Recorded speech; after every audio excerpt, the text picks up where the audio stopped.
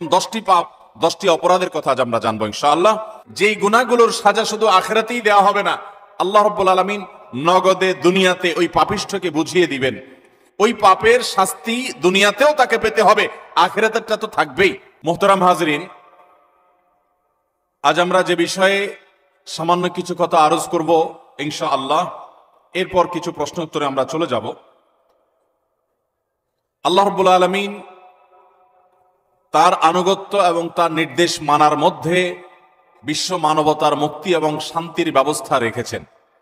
আর আল্লাহর নির্দেশ লঙ্ঘন, আল্লাহর নিষেধাজ্ঞা লঙ্ঘন, আল্লাহ রাব্বুল আলামিনের পথ নির্দেশকে যারা অ্যাভয়েড করে চলে তাদের জন্য রয়েছে দুনিয়াতে শাস্তি, আখিরাতে কঠোর শাস্তি। আমরা অনেক সময় দুনিয়াতে পাপিষ্ঠ, অপরাধী, গুনাহগার এবং আল্লাহর অবাধ্যদেরকে বাহ্যত দেখি তারা সুখে আছে, তাদের দিনকাল ভালোই চলছে। বরং অনেক সময় দেখা যায় আল্লাহর হুকুম মোতাবেক যারা চলে, আল্লাহর আদেশ নিষেধ মেনে যারা চলে, তাদের জীবনে কিছুটা গ্লানি, পেরেশানি, টেনশন এগুলো থাকে। এবং এই বিষয়টি নবী করিম সাল্লাল্লাহু আলাইহি সাল্লামের বিভিন্ন হাদিস দ্বারাও প্রমাণিত। তিনি বলেছেন, আশাদ্দুন নাসি বালাআন আল আম্বিয়া সুম্মাল আমসাল ফাল আমসাল। মানুষের মধ্যে সবচেয়ে বেশি বিপদগ্রস্ত, বিপর্যস্ত, পেরেশানি এবং নানা গ্লানি তাদেরকে স্পর্শ করে যারা, তারা হলেন আল্লাহর নবীগণ, রাসূলগণ। এরপর নবী রাসূলদের সাথে যাদের যত মিল হবে আদর্শের দিক থেকে, আমলের দিক থেকে, বিশ্বাসের দিক থেকে, তাদের জীবনে তত বাধা, তত বিপত্তি, তত সমস্যা, তত পেরেশানি আসবে। এটা নবী সাল্লাল্লাহু আলাইহি সাল্লাম আগে থেকে ভবিষ্যৎবাণী করেছেন ওহীর আলোকে। কিন্তু এরপরও আমরা যাদেরকে আল্লাহর অপরাধে, আল্লাহর হুকুমের নাফরমানকারী অথচ সুখী দেখি, এই মানুষগুলোকে আমরা সুখে দেখি, শান্তিতে দেখি, এটা একটা বাহ্যিক রূপ মাত্র। এই মানুষগুলোর ভেতরকার অশান্তি, তাদের সাময়িক শান্তির পর চূড়ান্ত অশান্তি এবং তাদের দুঃখের অনেক অধ্যায় সম্পর্কে আমাদের বেশিরভাগ মানুষেরই জানা নাই। এই জন্য দুনিয়ার জিন্দেগির বড় একটা ফিতনা, একটা বড় পরীক্ষার জায়গা, বিভ্রান্তির জায়গা এটা, যে কই ভালো হক হালালি চললে তো কষ্টে থাকা লাগে, খারাপ পথে চললে তো অনেকে ভালোই থাকে দেখি। এই ভালোর পেছনের খারাপটা, এই ভালোর পরের খারাপটা আমরা বেশিরভাগ মানুষ আঁচ করি না। অথচ আল্লাহ রাব্বুল আলামিন কোরআনে হাকিমের বিভিন্ন জায়গায় ইমানদার নারী পুরুষ যারা নেক আমল করবে, আল্লাহর প্রতি বিশ্বাস রাখবে, আল্লাহ তাআলা তাদের জন্য হায়াতে তাইয়্যিবাহ বা পবিত্র জীবনের ওয়াদা করেছেন। ফালানুহিয়ান্নাহু হায়াতান তাইয়্যিবাহ, আল্লাহ ওয়াদা করেছেন যে আল্লাহর প্রতি ঈমান আনবে, যে নেক আমল করবে, আল্লাহ তাআলা তাদেরকে পবিত্র জীবন দান করবেন।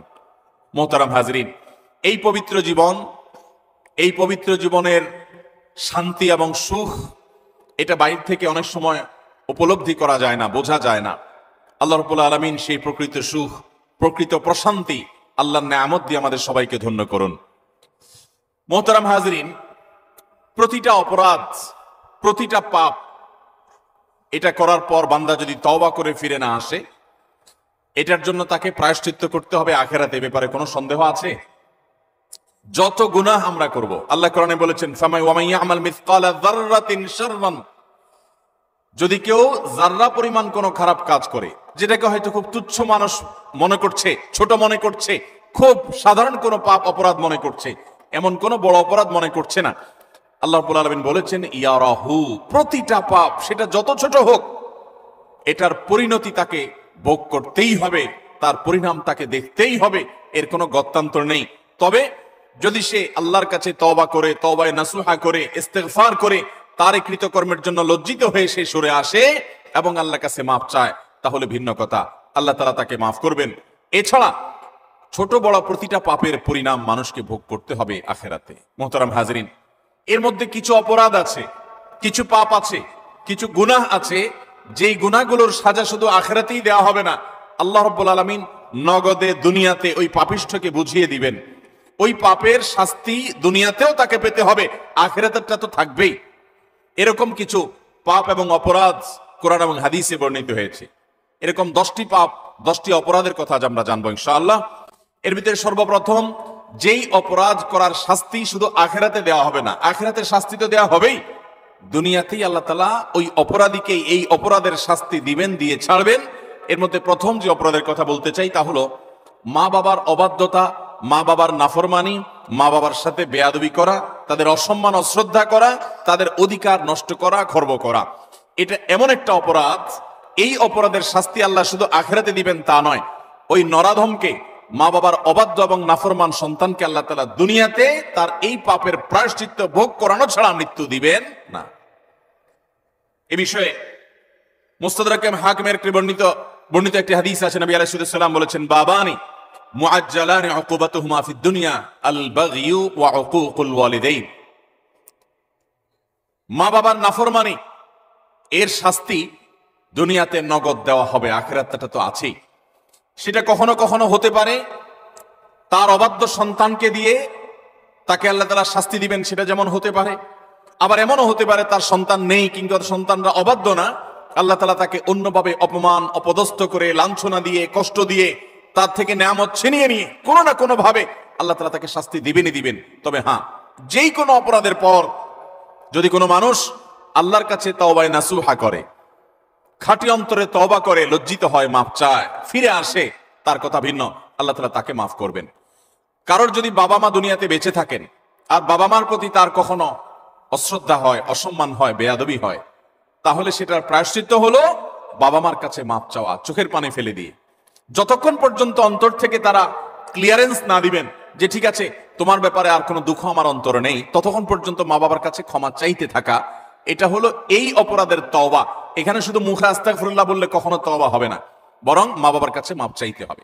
আপনি যদি আপনার স্ত্রী সন্তানদের সামনে, মা বাবার সামনে বেয়াদবি করেন, তাহলে তাদের সামনেই আবার তাদের কাছে মাপ চাইতে হবে। আপনি যদি কারোর সামনে বাবা মাকে অসম্মান করে থাকেন, তাদের কোনো নির্দেশ লঙ্ঘন করে থাকেন, তাচ্ছিল্য প্রদর্শন করে থাকেন, ওই মানুষগুলোর সামনেই আবার আপনাকে প্রায়শ্চিত্ত করতে হবে। এটি হলো মা বাবার কাছে ক্ষমা চাওয়ার পদ্ধতি। আর যারা হতভাগাদের কাতারে পড়ে গেছেন, মা বাবার দুজনেই অথবা দুজনের কোনো একজনকে হারিয়ে ফেলেছেন, এখনো পর্যন্ত তাদের সাথে কৃত অপরাধ এবং জুলুম, অবিচার, যেটা আল্লাহ তাআলা সহ্য করবেন না, সে অপরাধের প্রায়শ্চিত্ত আপনি করতে পারেন নাই, দুনিয়া থেকে চলে গেছেন, তারা কিভাবে প্রায়শ্চিত্ত করবেন? তাদের প্রায়শ্চিত্তের কয়েকটা ধাপ আছে। নাম্বার 1, তারা মা বাবার হয়ে আল্লাহর কাছে অনেক বেশি ইস্তেগফার এবং চোখের পানি ফেলবেন। আল্লাহ, আমার বাবাকে, আমার মাকে আপনি মাফ করে দিন। নামাজ পড়ে পড়ে ভোর রাতে তাহাজ্জুদের সময়, জুমার দিন মাগরিবের আগে, আসরের পরে সূর্যাস্ত যাওয়ার সময়, গুরুত্বপূর্ণ দোয়া কবুলের কিছু সময় আছে, এই সময়গুলোতে হাত তুলে আল্লাহর কাছে চোখের পানি ফেলে মাফ চাইবেন। আল্লাহ, আমার বাবার প্রতি আমি অনেক অনেক অবিচার করেছি, আমার মায়ের প্রতি আমি অনেক অশ্রদ্ধা প্রদর্শন করেছি, যেটা আমার করা উচিত হয়।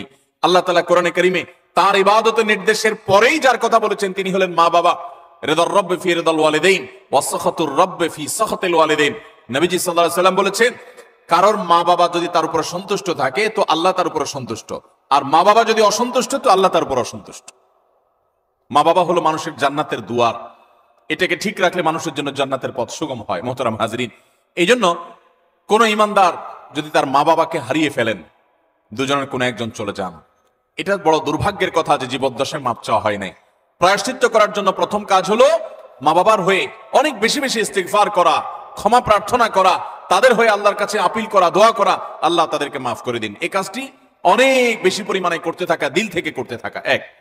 দ্বিতীয়ত যে কাজটা করতে হবে তা হলো, সহিহ মুসলিমে বর্ণিত একটা হাদিস থেকে আমরা জানতে পারি, নবী আলাইহিস সালাম বলেছেন, কোন ব্যক্তি তার বাবা মার প্রতি বাধ্যগত হওয়ার, তাদের অনুগত হওয়ার, তাদের প্রতি সদাচরণ করার একটা গুরুত্বপূর্ণ পার্ট এবং অংশ হলো মা বাবার অগোচরে কিংবা তাদের উপস্থিতিতে তাদের যে বন্ধু বান্ধব আছেন, তারা যাদের সাথে উঠা বসা করতেন, তাদের সহপাঠী যারা ছিলেন, সেই মানুষগুলোকে বাবা মার মতো সম্মান করা। ধরুন আপনার বাবা দুনিয়া থেকে চলে গেছেন, বাবার বন্ধু কারা ছিলেন, বাবার সহচর কারা ছিলেন, বাবার একান্ত কাছের কারা ছিলেন। আপনার বাবা বেঁচে থাকতে আপনার ছোট ভাই বোনদেরকে অনেক আদর করতেন, আপনার বাবার অনুপস্থিতিতে আপনি তাদেরকে আদর করলেন। আপনার বাবা বেঁচে থাকতে তার নাতি নাতনিদেরকে অনেক কেয়ার করতেন, তিনি নাই, আজকে আপনি তার হয়ে সেই কাজটা করলেন। আপনার বাবা বেঁচে থাকলে তার বন্ধু বান্ধবদের সম্মান করতেন, স্নেহ করতেন, ভালোবাসা দিতেন, দাওয়াত দিয়ে খাওয়াতেন, আপনি তার অগোচরে সেই কাজটা করলেন। এভাবে আপনার বাবা মা দুনিয়া থেকে চলে যাওয়ার পরও তাদের পক্ষ থেকে এই কাজগুলো করার মাধ্যমে আপনি বিররুল ওয়ালিদাইন বা মা বাবার প্রতি সদাচরণের কাজটা আঞ্জাম দিতে পারবেন। আল্লাহ তাআলা আমাদের সবাইকে মা বাবার সদাচরণকারী, মা বাবার অনুগত সন্তান হওয়ার তৌফিক দান করেন। নবী আলাইহিস সালাম, বিভিন্ন নবী রাসূলগণ কোরআনে কারিমে তাদের বিবরণ এসেছে, তাদের সম্পর্কে আল্লাহ রাব্বুল আলামিন এই সার্টিফিকেট দিয়েছেন। তারা কখনো কখনো আল্লাহর কাছে দোয়া করেছেন যেন তারা মা বাবার প্রতি সদাচরণকারী হন। এটা খুব সহজ বিষয় না। অনেক বদমেজাজ সন্তান আছে, অনেক কুলাঙ্গার সন্তান আছে যে বাবা মার প্রতি তারা অশ্রদ্ধা প্রদর্শন করে। বাবা মা ত্রুটি করতে পারে, বিচ্ছুতি করতে পারে, তারাও যদি অন্যায় করে সন্তানের প্রতি তাদেরও বিচার হবে, কিন্তু সন্তান হিসেবে আপনার চেষ্টা থাকবে বাবা মার সামনে কখনো অশ্রদ্ধা হয়, অসম্মান এমন কোনো কাজ না করা। আব্দুল ইবনে আব্বাস রাদিয়াল্লাহু তাআলা বলেছেন, তুমি তোমার বাবা মায়ের সামনে যদি জামা ঝাড়া দাও, কাপড় ঝাড়া দাও, ধুলাবালি সরাও, বাবা মার সামনে এই কাপড় নাটা, এটাও বাবা মার সামনে বেয়াদবির শামিল।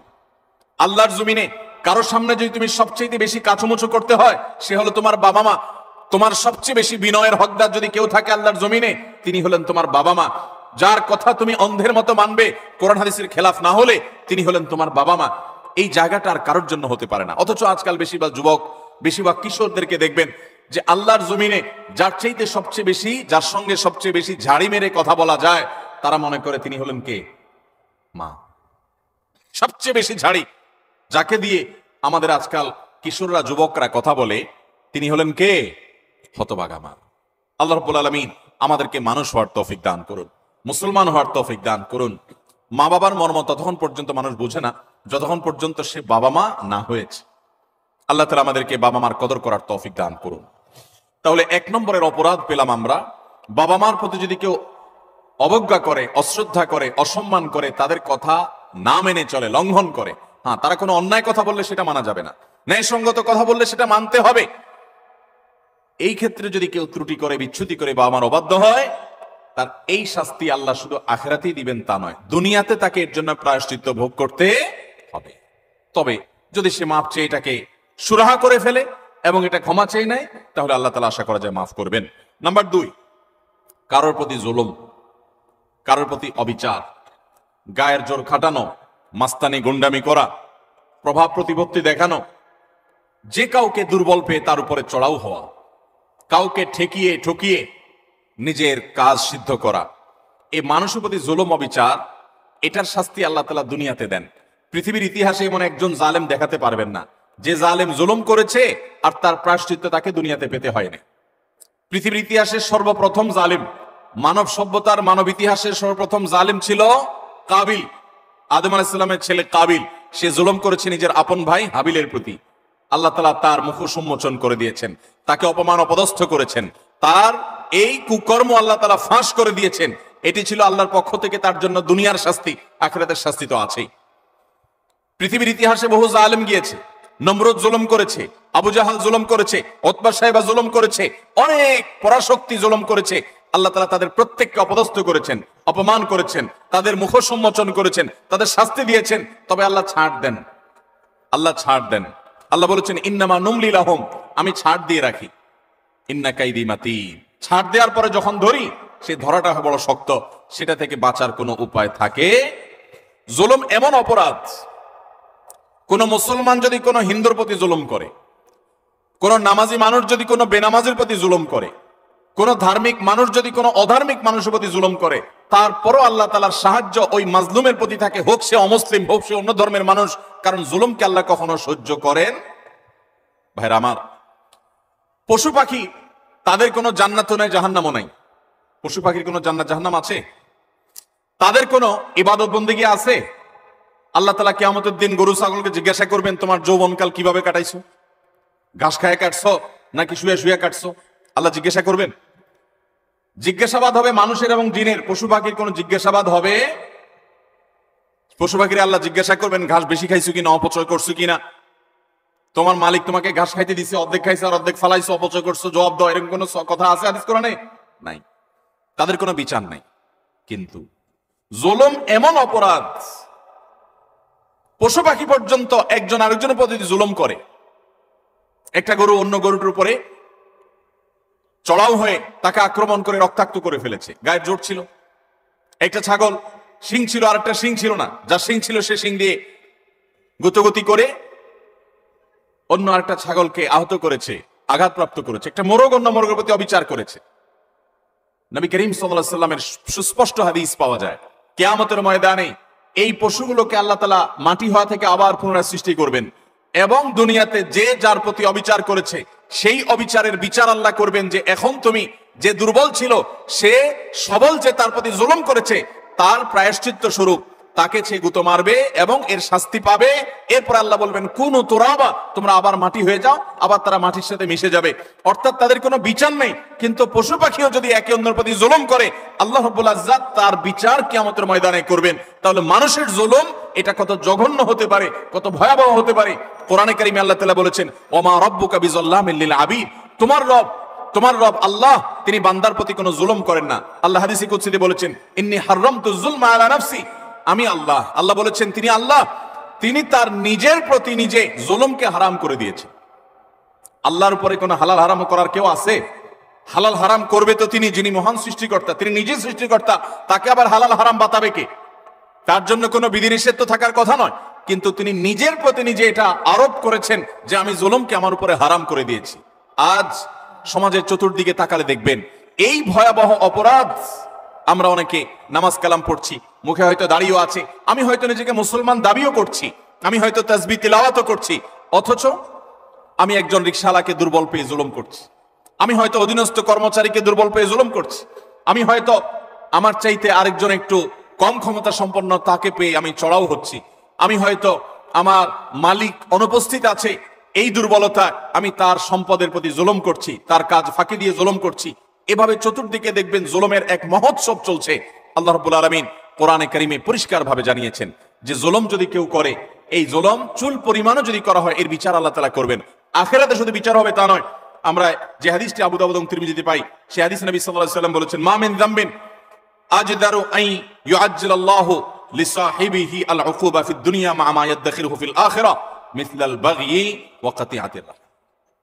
জুলুম এবং অবিচার যদি কেউ করে তো এর শাস্তি আখিরাতে যা আল্লাহ রেখেছেন তা তো হবেই, দুনিয়াতে নগদ শাস্তি ভোগ করা ছাড়া মানুষ পা নাড়াতে পারবে না। একজন জালিম দেখাতে পারবেন না যে জালিম জুলুম করতে করতে হাসতে হাসতে দুনিয়া থেকে চলে গেছে, তার ভেতরে ত্রাস সৃষ্টি হয়েছে, কোনো না কোনো ভাবে আল্লাহ তাআলা তার জীবনটাকে জীবন্ত জাহান্নাম করেছেন, অথবা অপমান অপদস্থ করেছেন, বা ভেতরে ভেতরে শাস্তি দিয়েছেন। এই শাস্তি ভোগ করা ছাড়া কোনো জালিম যেতে পারে না।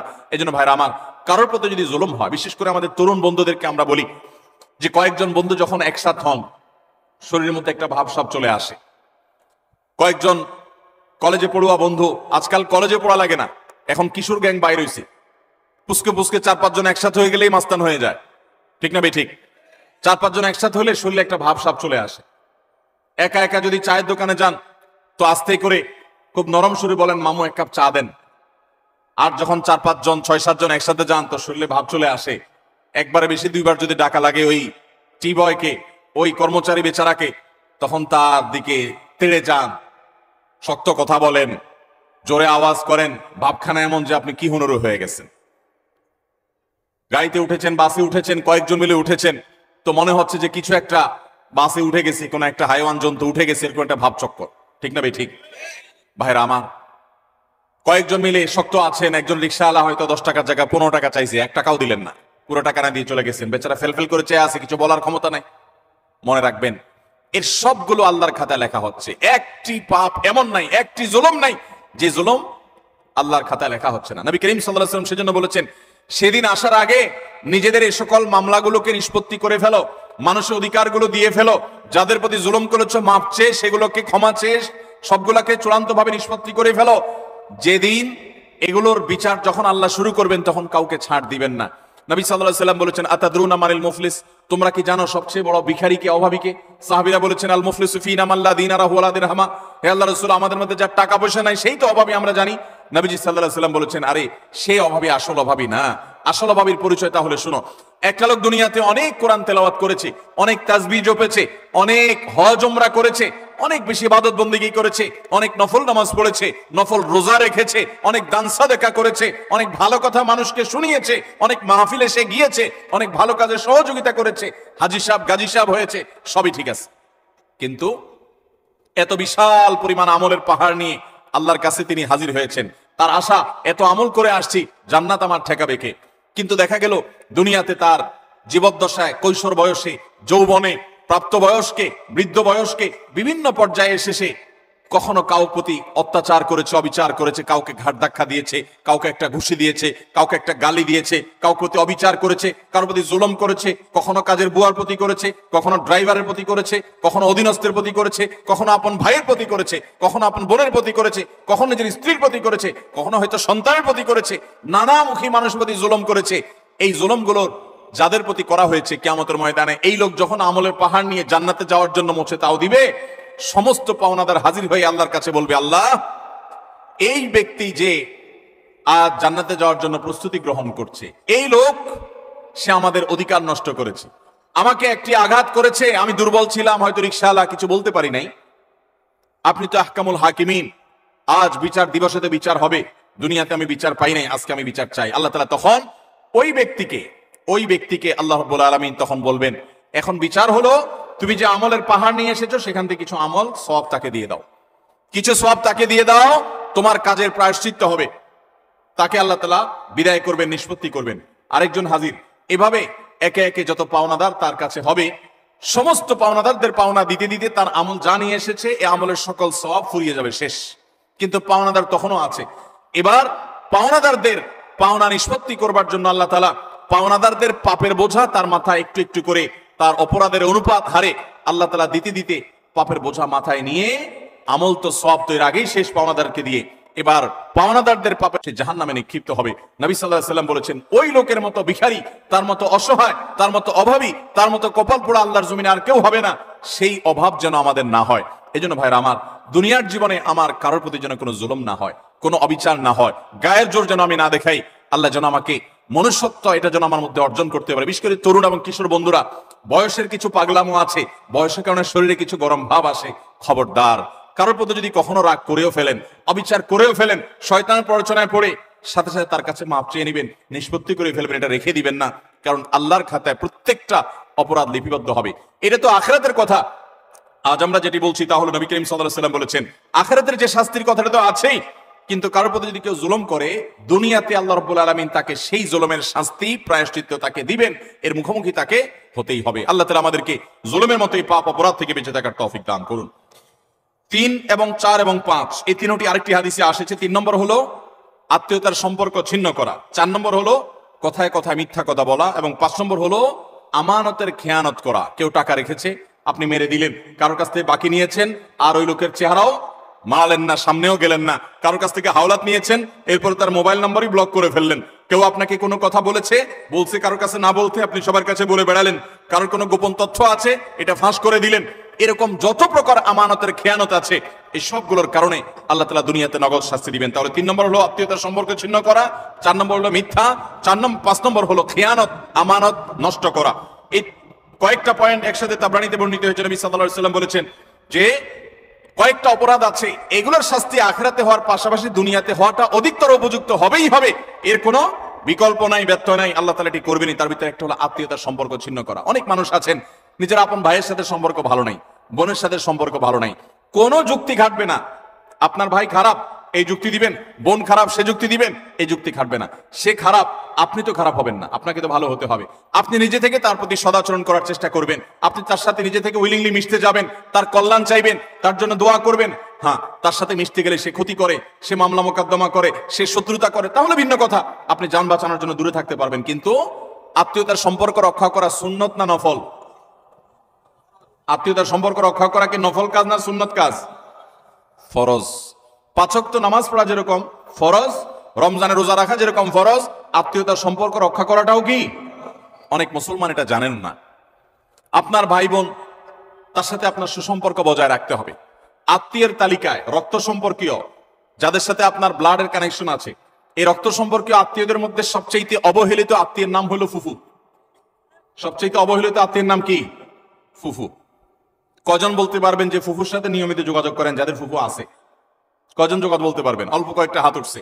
বেশিরভাগ মানুষ ফুফুদের সাথে কোনো সুসম্পর্ক নাই। হ্যাঁ, কোনো কোনো ক্ষেত্রে ফুফুরাও অমানুষের মতো ভাতিজার প্রতি, ভাতিজিদের প্রতি আচরণ করে, আছে কিছু বিচ্ছিন্ন ঘটনা, কিন্তু তারপরও ভাতিজা হিসেবে আপনার চেষ্টা থাকবে যে আমার বাবার বোন, আমাদের শরীরের রক্ত একই রক্ত, অতএব তার প্রতি আমার অধিকার, তার প্রতি আমার কর্তব্য আছে, তার প্রতি আমার দায়িত্ব আছে। সেই দায়িত্ববোধ থেকে অন্তত সুসম্পর্ক বজায় রাখা, খোঁজ খবর নেওয়া। আজকাল মোবাইলের যুগে খোঁজ খবর নেওয়া খুব সহজ, কিন্তু মুশকিল হলো সোশ্যাল মিডিয়া নামে যে সমস্ত নেটওয়ার্ক, যে সমস্ত অ্যাপ, যে সমস্ত সুযোগ সুবিধা আমাদের কাছে আসছে আজ, এগুলো আমাদের সবচেয়ে বেশি আনসোশ্যাল করে দিয়েছে।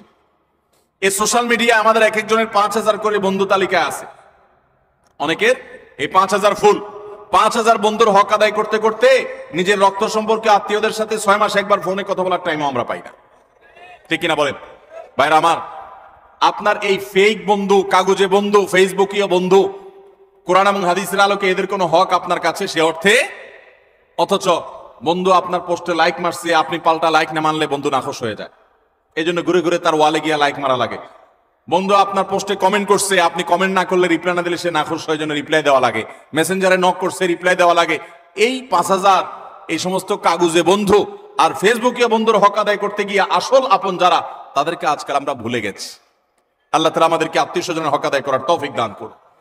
আপনি আপনার রক্ত সম্পর্কীয় আত্মীয়দের সাথে খোঁজ খবর রাখতে হবে। আপনার খালা আপনার রক্ত সম্পর্কীয় আত্মীয়, আপনার মামা আপনার রক্ত সম্পর্কীয় আত্মীয়, আপনার চাচা আপনার রক্ত সম্পর্কীয় আত্মীয়।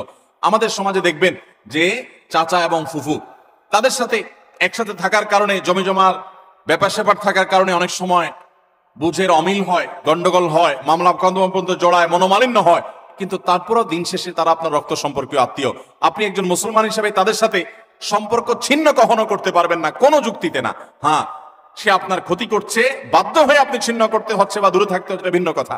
এছাড়া অন্য কোনো যুক্তিতে আপনি আত্মীয়তার সম্পর্ক ছিন্ন করতে পারবেন না। অনেক লোক বলে আমার আত্মীয়, সে তো আমার খোঁজ খবর নেয় না, আমি একা নেওয়া লাগে। হ্যাঁ, আপনি একা নিবেন, আপনি আল্লাহর কাছে সওয়াব পাবেন। সে নিচ্ছে না, সে দায়ী হবে, অপরাধী হবে। সে নিচ্ছে না, এই যুক্তিতে আপনি তাকে ছিন্ন করার অধিকার। আল্লাহ তাআলা আমাদেরকে আত্মীয়তার সম্পর্ক রক্ষা করার তৌফিক দান করুক। চাচা এবং ফুফুদের খোঁজ খবর নেব তো ইনশাআল্লাহ। চাচা তো ভাই, ফুফাতো ভাই বোন, তাদের খোঁজ খবর নেব তো ইনশাআল্লাহ। এগুলো তো অনেক পরের কথা। অনেক কপাল পড়া আছে নিজের আপন ভাই বোনের সাথেও যোগাযোগ, কত বন্ধু তার, কত দোস্ত তার, কত আপন তার, অথচ রক্ত সম্পর্কীয় এই মানুষগুলোর প্রতি তারা খেয়াল রাখে না। নবী করিম সাল্লাল্লাহু আলাইহি ওয়াসাল্লাম বলেছেন, আল্লাহ রাব্বুল আলামিন হাদিসে কুদসিতে বলেছেন যে, যে ব্যক্তি আত্মীয়তার সম্পর্ককে রক্ষা করবে, সংযুক্ত করবে, তাদের সাথে কানেক্টেড থাকবে, আল্লাহ তাআলা ওই ব্যক্তির সাথে কানেক্টেড থাকবেন। আর যে ব্যক্তি আত্মীয়তার সম্পর্কের সাথে সম্পর্ক ছিন্ন করে ফেলবে, আত্মীয়ের সাথে সম্পর্ক ছিন্ন করবে, রাখবে না, আল্লাহ তাআলা বলেছেন কাতাআহুল্লাহ, আল্লাহ তাআলা তার সাথে সম্পর্ক ছিন্ন করে ফেলবেন। এবং লা ইয়াদখুলুল জান্নাতা কাতি, আত্মীয়তার সম্পর্ক ছিন্নকারী জান্নাতে প্রবেশ করবে। কোন যুক্তিতে আত্মীয়তার সম্পর্ক আপনি ছিন্ন করতে পারেন না। রাগ করে 3 দিন অভিমান করতে পারেন, এর বেশি না। আল্লাহ আমাদেরকে এই অপরাধটি থেকে বেঁচে থাকার তৌফিক দান করুন। আত্মীয়তার সম্পর্ক রক্ষা করলে ওই ব্যক্তিকে আল্লাহ তাআলা দুনিয়াতে নগদ শাস্তি দিয়ে থাকেন, আখিরাতের শাস্তির পাশাপাশি। আর 4 নম্বর হলো মিথ্যা, কথায় কথায় মিথ্যা, সবার সাথে মিথ্যা, তার জীবনটা মিথ্যার উপরে। এই মিথ্যাবাদীদের উপর আল্লাহ বলেছেন যে লানাতুল্লাহি আলাল কাযিবিন, আল্লাহর লানত, আল্লাহর অভিশাপ এবং আল্লাহর গজব নাজিল হয় মিথ্যাবাদীদের উপরে। এজন্য ইমানদার কখনো কথায় কথায় মিথ্যা বলতে পারে। 5 নম্বর হলো খেয়ানত, যেটা বললাম যে আমানতের খেয়ানত, অর্থের দিক থেকে খেয়ানত, কথার দিক থেকে খেয়ানত, বিভিন্ন দিক থেকে খেয়ানত। আপনি কারোর কোনো কিছু নকল করলেন। ফেসবুকে আজকাল যে খেয়ানত হয় সেটা হলো একজনের লেখা কপি করে এনে আপনার ওয়ালে সুন্দর করে পোস্ট করে দিলেন, সবাই আপনাকে বাহবা দিল, ভাই মাশাআল্লাহ আপনি তো সুন্দর লেখেন, দেখা যায় আসলে আপনি এটা চুরি করে আনছেন আরেকজনেরটা। এটা হলো খেয়ানত, এটা হলো আমানতের। এখন আজকাল তো বই পুস্তকেই হয় ডাইরেক্ট, অথচ এই খেয়ানত ফেসবুকেও পোলাপান করতে এখন বড় বড় শিক্ষাবিদরা বই পুস্তকেই এই আকাম করছেন। অতএব এই সমস্ত খেয়ানত, এটা কোনো মুসলমানের চরিত্র হতে পারে? মুসলমান কখনোই 2 নাম্বারই করবে। অতএব আমানত আমরা রক্ষা করব তো ইনশাআল্লাহ। নবী সাল্লাল্লাহু আলাইহি ওয়াসাল্লাম বলেছেন, ইযা হাদ্দাসা আর-রাজুলু ফালতাফাতা ফাহিয়া আমানা। তোমার সাথে কেউ কথা বলেছে, কথা বলার পর সে সেখান থেকে সরে গেছে, সাথে সাথে ওই কথাটা তোমার কাছে আল্লাহর পক্ষ থেকে আমানত হয়ে গেছে। এই আমানত রক্ষা করার চেষ্টা করব তো ইনশাআল্লাহ।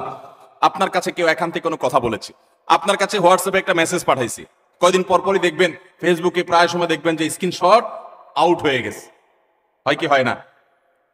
স্ক্রিনশট কি হয়ে গেছে?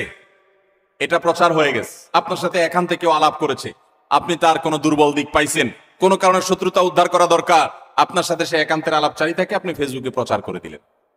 এটা আমানতের খেয়ানত, এটা মানুষের প্রাইভেসি লঙ্ঘন। ইসলাম মানুষের প্রাইভেসিকে এত গুরুত্ব দেয় যে কেউ যদি কারোর বাড়িতে উকি মারে, এবং দেখার চেষ্টা করে তার ব্যক্তিগত সময়কার উঠা বসা, কাজ কাম, অ্যাক্টিভিটিস, নবী আলাইহিস সালাম বলেছেন এটা এমন জঘন্য অপরাধ যে এই লোকের চোখ উফড়ে ফেলার মতো অপরাধ সে করেছে।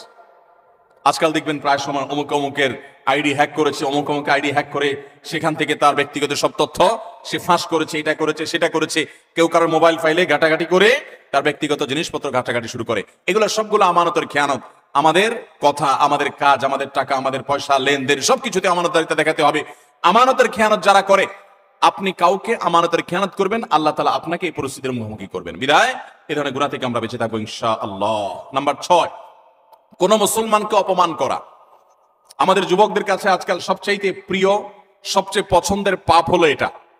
যে পাপটা করতে আমাদের যুব সমাজ সবচেয়ে বেশি মজা পায়, স্বাদ পায়, এনজয় করে, রসিয়ে রসিয়ে যে পাপটা করে আমাদের যুবক বন্ধুরা, সেটা হলো কাউকে অসম্মান করা, অপমান করা।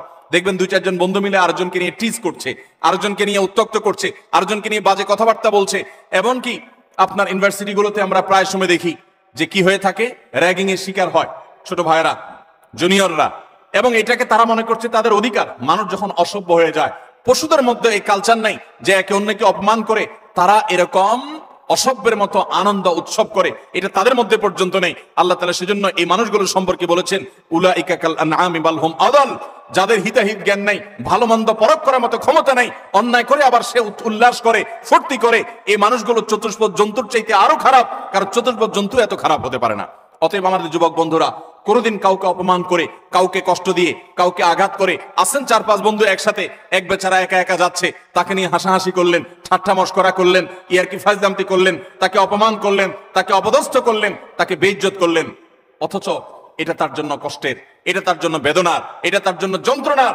আপনি যে মানুষ হয়ে থাকেন, আপনি যে মুসলমান হয়ে থাকেন, তো আপনার হাসি তামাশার নামে, বন্ধু বান্ধবের সাথে আড্ডার নামে আপনি কখনো এই অপকর্ম করতে পারেন?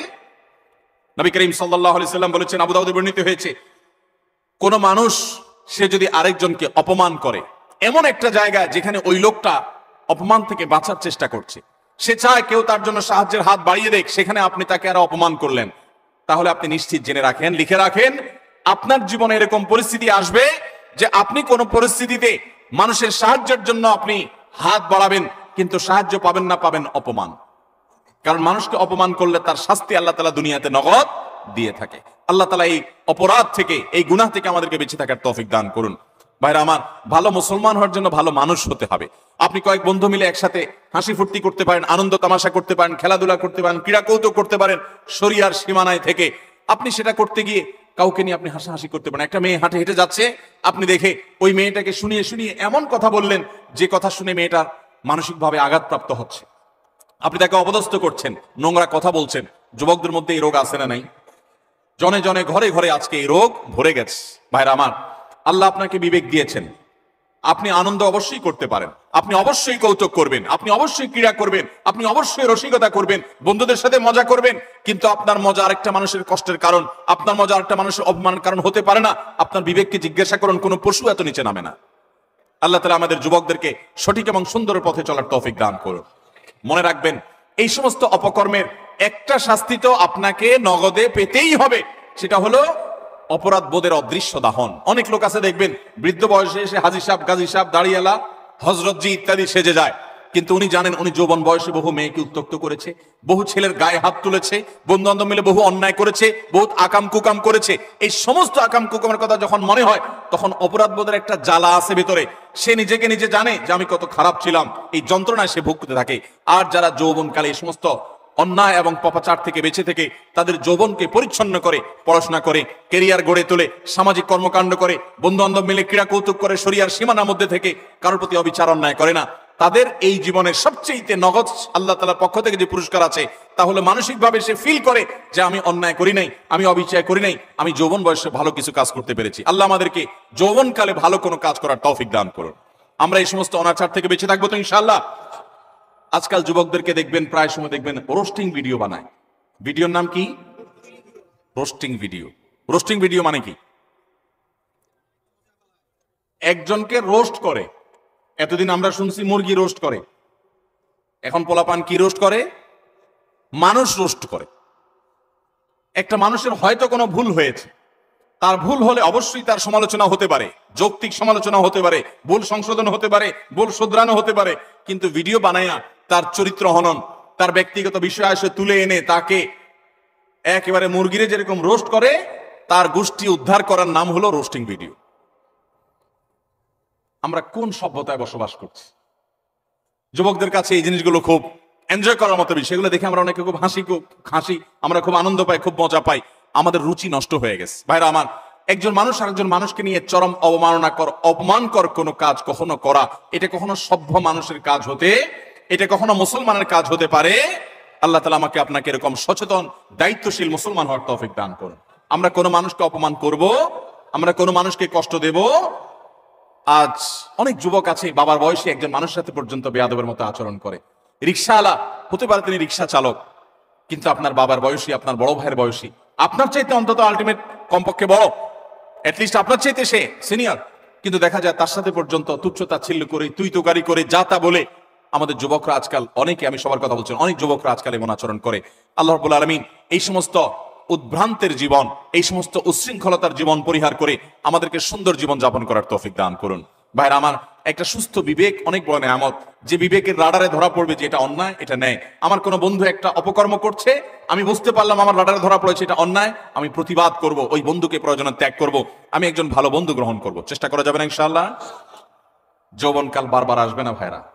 যৌবনের যে পাগলামি, যৌবনের যে উচ্ছলতা, যৌবনের যে উন্মাদনা, আল্লাহর শপথ করে বলছি এটা চিরকাল থাকবে না, এটা চলে যাবে।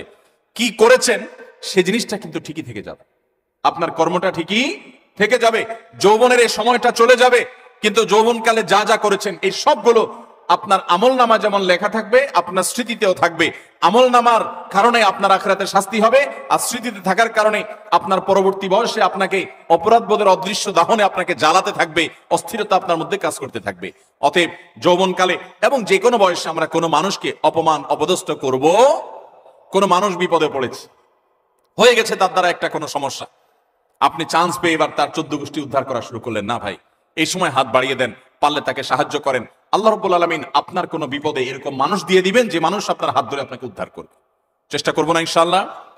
তাহলে 6 নম্বর অপরাধ এটি, যে কোনো মানুষকে অপমান করলে, কোনো মুসলমানকে অপমান করলে তার শাস্তি আল্লাহ রাব্বুল আলামিন দুনিয়াতে দেন। এবং যে ব্যক্তি কোনো বিপদে পড়া মানুষকে, যার দরকার সাহায্য, সে সাহায্যের জন্য হাহাকার করছে, ওই টাইমে তাকে আরো আঘাত করে, আরো আক্রমণ করে, তার রোস্টিং ভিডিও বানায়, তার চরিত্র হনন করে, তাকে অপমান অপদস্থ করে, এই ব্যক্তি তার যখন জীবনে এরকম পরিস্থিতিতে পড়বে, আল্লাহ তাআলা ঠিক একই ভাবে অন্য আরেক পাপিষ্ঠকে দিয়ে আল্লাহ তাআলা তাকে সাইজ করবেন। বিনা বেঁচে থাকবো তো ইনশাআল্লাহ। নাম্বার 7, মানুষকে দেখানোর জন্য কোনো ভালো কাজ করলে, এখন ফেসবুকের সময়, এমন কোনো ভালো কাজ পাওয়া কঠিন হবে যেটা আমরা ফেসবুকে দেই না। আমরা আমাদের আসুন্নাহ ফাউন্ডেশনের বিভিন্ন ভালো কাজ কার্যক্রম ফেসবুকে দেই, সেটা হলো জবাবদিহিতা। ডোনাররা যে ডোনেশন করেন, তাদের টাকা কোথায় খরচ হচ্ছে, সেটা কিভাবে খরচ হচ্ছে, সেটা তাদেরকে জানানোর জন্য।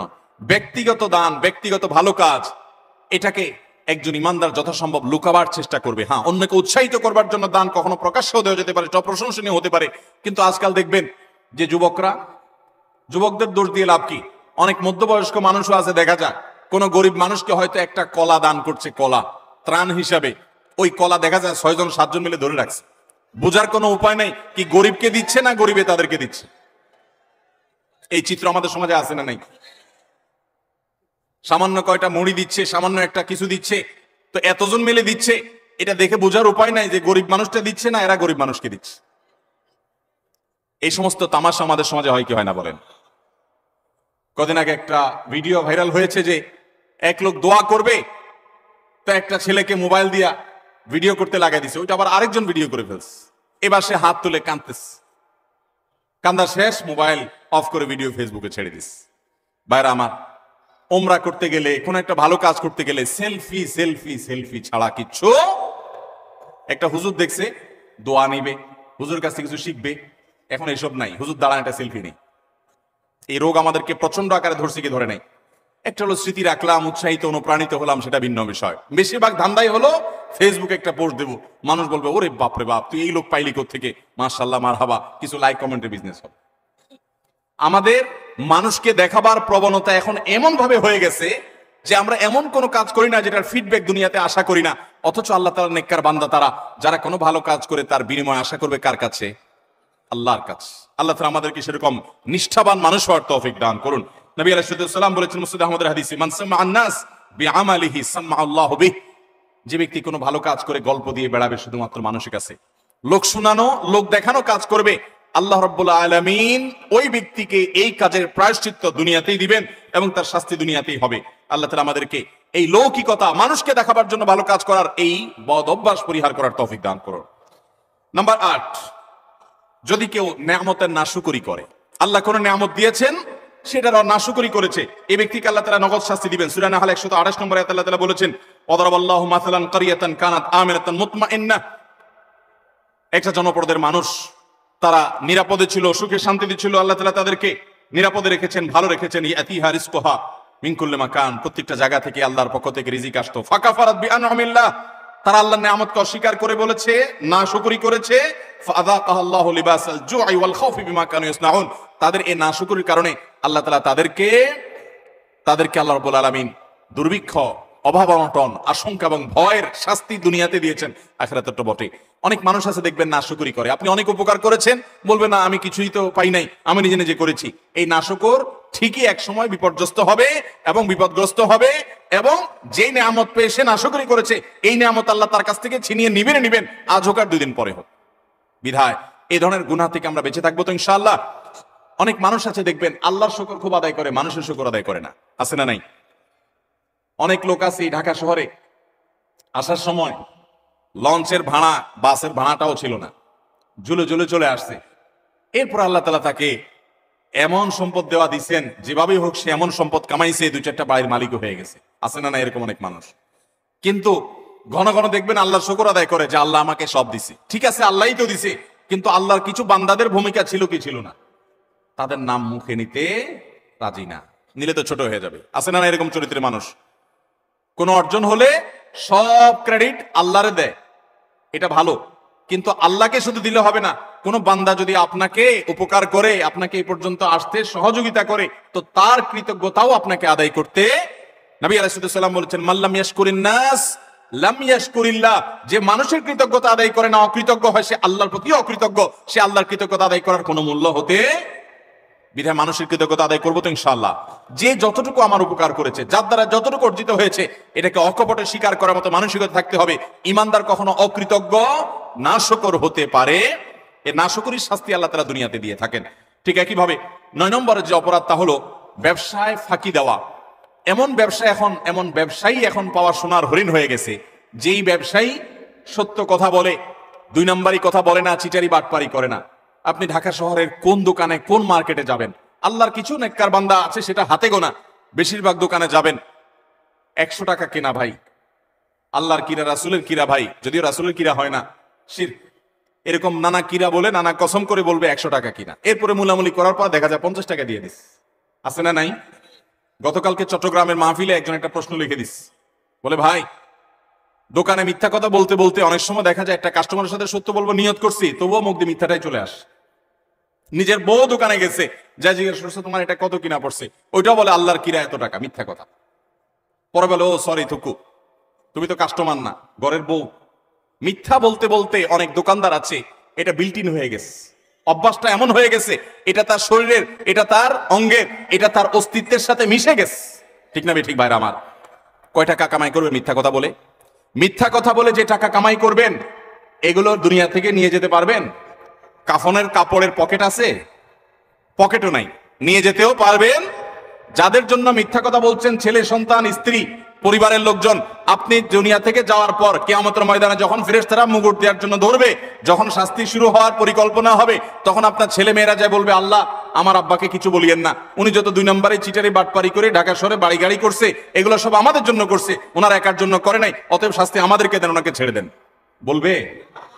আল্লাহ কোরআনে উল্টাটা বলেছেন, ইয়াউমা ইয়াফিরুল মারউ মিন আখি ওয়া উম্মিহি ওয়া আবি ওয়া সাহাবাতিহি ওয়া বানি।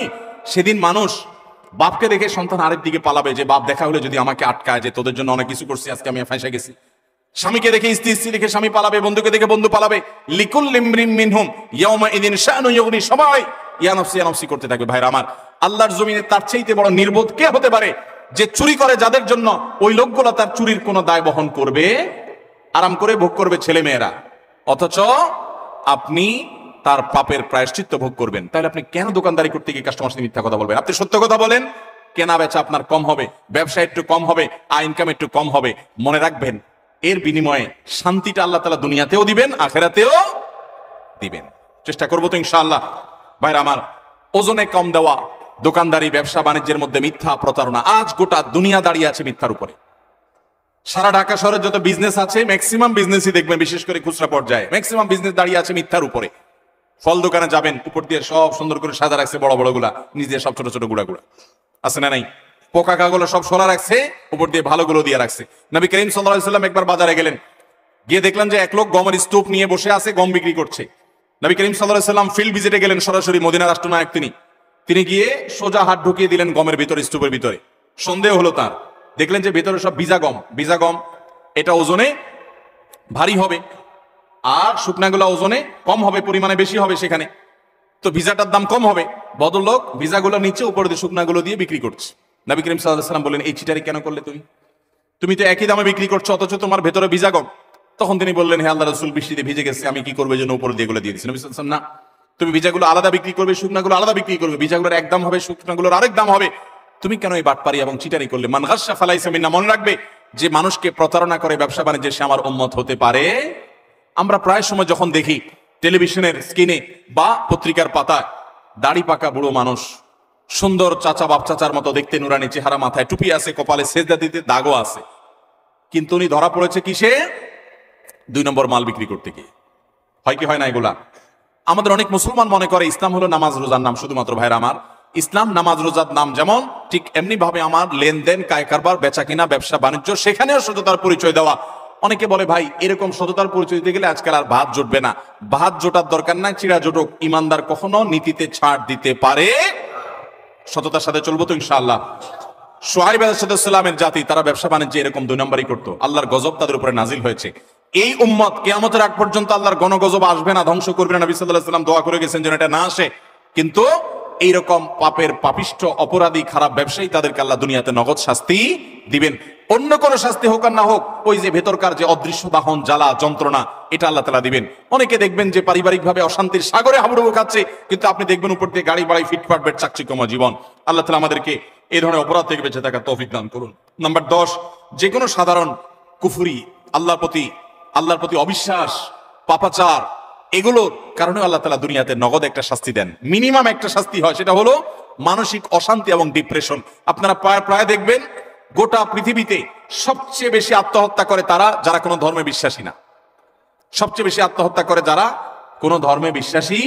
এটা আমার কথা না, এটা বিশ্ব স্বাস্থ্য সংস্থার বিভিন্ন কয়েক বছরের জরিপ মিলিয়ে রব্বি আল্লাহ নামে একটা গ্রন্থ অনেকগুলো ভাষায় অনুদিত হয়েছে রিয়াদ থেকে। এর বাংলা অনুবাদ আমি করেছিলাম। সেখানে একটা গ্রাফ তারা তুলে এনেছেন। বিশ্ব স্বাস্থ্য সংস্থার জরিপের আলোকে কয়েক বছরের জরিপ দেখানো হয়েছে, সারা পৃথিবীতে তুলনামূলকভাবে আত্মহত্যার পরিমাণ, প্রবণতা সবচেয়ে কম যাদের মধ্যে, তারা হলো মুসলমানরা। কারণ কি জানেন? মুসলমান যদি দেয়ালে পিঠ থেকে যায়, সে জানে উপরে আল্লাহ, আস্থার জায়গা থাকে, ভরসার জায়গা থাকে। আর যার আল্লাহর প্রতি বিশ্বাস না, সে বলে ও স্যাড, ব্যাড, শেষ। আফসোস করা ছাড়া তার কিছু আর থাকে। যালিকা বিআন্নাল্লাহা মাওলাল্লাযীনা আমানু ওয়া আন্নাল কাফিরিনা লা মাওলা লাহুম। আল্লাহ হলেন ঈমানদারদের অভিভাবক, আর কাফেরদের কোনো অভিভাবক থাকে। অতএব ভাইরা আমার, যে কোনো পাপের একটা নগদ শাস্তি হলো মানসিক অশান্তি, মানসিক যন্ত্রণা। আপনি দেখবেন যারা আত্মহত্যা করে মারা যায়, প্রায় সময় দেখবেন, এই যে কিছুদিন আগে, গত বছর সম্ভবত, একজন প্রতিষ্ঠিত একজন নায়ক, তার শ্বশুর আত্মহত্যা করে মারা গেলেন। কিসের অভাব বলেন? টাকা আছে, পয়সা আছে, গাড়ি আছে, হ্যাঁ কিছু দেনা হয়েছেন, কিছু পেরেশানি হয়েছে, এটা তো অনেক গরিব মানুষের হয়, অনেক ইমানদারেরও হয়। কিন্তু বেশিরভাগ ক্ষেত্রে দেখবেন ডিপ্রেশন, আর ডিপ্রেশন ছাড়া কিছু নাই। ঘুম আসে না, মদ খাওয়া ছাড়া ঘুম আসে না, ওষুধ খাওয়া ছাড়া ঘুম আসে না।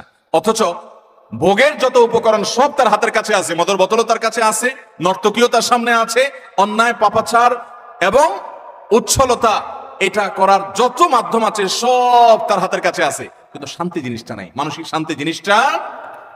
আল্লাহ রাব্বুল আলামিন কোরআনে কারিমে বলেছেন, আলা বিযিক্রিল্লাহি তাতমাইন্নুল, আল্লাহর জিকির, আল্লাহর আনুগত্যের মধ্যে প্রশান্তি আসে। ভাইরা আমার, সালাহাতু সঙ্গে বুদিদিল খরাস, আজ মুদে এক জামানা খাকে বাস।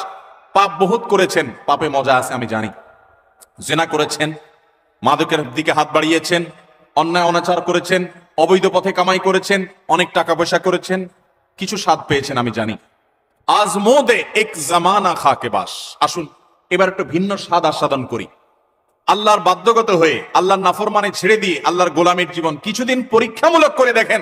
এটার যে স্বাদ দুনিয়াতে ভোগের জীবনে, সেই স্বাদ কখনো পাওয়া যায়? আল্লাহ আমাদের সবাইকে আল্লাহর সমস্ত নাফরমানি থেকে বেঁচে থাকার তৌফিক দান করুন। চেষ্টা করবো তো ইনশাআল্লাহ।